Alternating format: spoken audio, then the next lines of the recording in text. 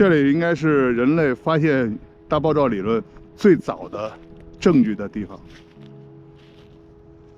用这个巨大的喇叭形的天线，1964年发现了这个，应该是射电吧。这个地方是写进科学史的，不仅发现的东西神奇，而且发现的过程也可以改编成一部电影。今天天气很糟糕，没事冒着。作为文科生，能理解的事情是这样：关于宇宙和时间的起源，科学家提出了一种很有影响的假设——大爆炸宇宙论。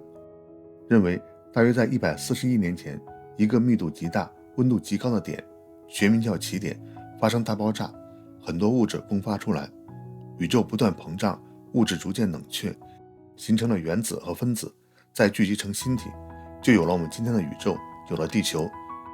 这一切都是在3分钟内完成的。为了搞清楚这3分钟发生的事情，很多科学家要辛苦一辈子。这原来就是贝尔实验室，上山，天线就在上面。这里原来是著名的贝尔实验室。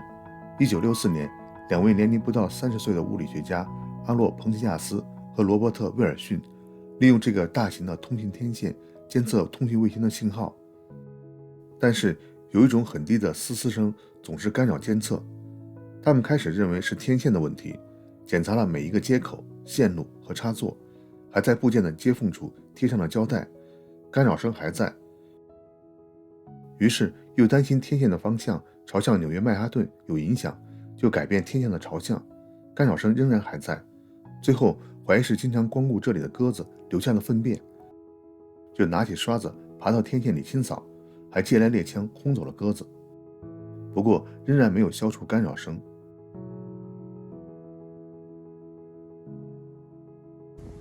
就在他们绞尽脑汁去掉这种干扰声的时候，距离他们1小时车程外的普林斯顿大学物理系的一组物理学家正在寻找这种声音，领头的是罗伯特·迪克。这些物理学家认为，如果相信大爆炸理论，爆炸时会产生某种背景辐射，经过漫长的时间和空间旅行，这些辐射会以微波的形式抵达地球。如果能测到这个微波，就为大爆炸理论找到了证据。迪克他们已经开始着手在物理系的 GU 后楼顶安置设备。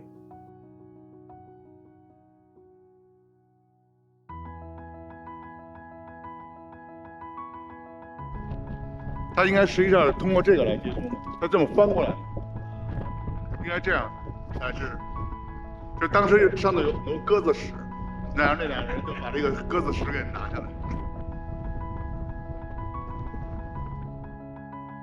1965年春的一天，彭齐亚斯有时和一位同行通电话，谈话快结束的时候，彭齐亚斯随口将想尽办法去除天线测到噪声信号的事告诉了对方，而这位同行恰巧从他同事那里听到了迪克在一次研讨会上的发言，知道迪克他们在寻找一种微波，于是告诉彭齐亚斯不妨联系迪克问一下。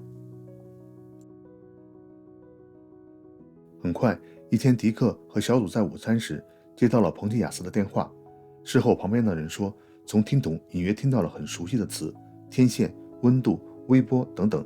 迪克放下电话，对其他人说，各位，我们晚了一步。不久，2个小组的人见面交流，然后各自写了论文，同时发表在《天体物理学家》杂志上。1965年5月21日，《纽约时报》头版报道了他们的故事和发现。That's what we call noise. If you have a good radio set, 1/2 of 1% of that is actually the sound of the Big Bang. 这一发现一直被认为是人类第一次找到支持大爆炸理论的证据，也是推算宇宙产生时间的重要依据。